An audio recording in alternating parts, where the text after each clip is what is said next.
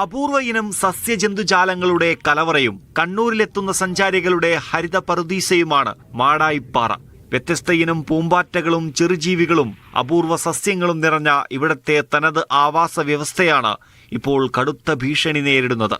Tourist ബസ്സുകൾ ഉൾപ്പെടെയുള്ള വാഹനങ്ങൾ യാതൊരു നിയന്ത്രണവുമില്ലാതെയാണ് പാറപ്പുറത്തേക്ക് കയറ്റി ഇറക്കുന്നതെന്ന് നാട്ടുകാർ പറയുന്നു. കുട്ടിയിൽ പോകുന്ന കർണാടകക്കാർ തേച്ചും വന്നിട്ട് അവർ ആടന്ന് കിട്ടുന്നെല്ലാം കൊണ്ടുപോയിട്ട് ആട മൂലയൊക്കെ കൂട്ടിയിട്ടുണ്ട്.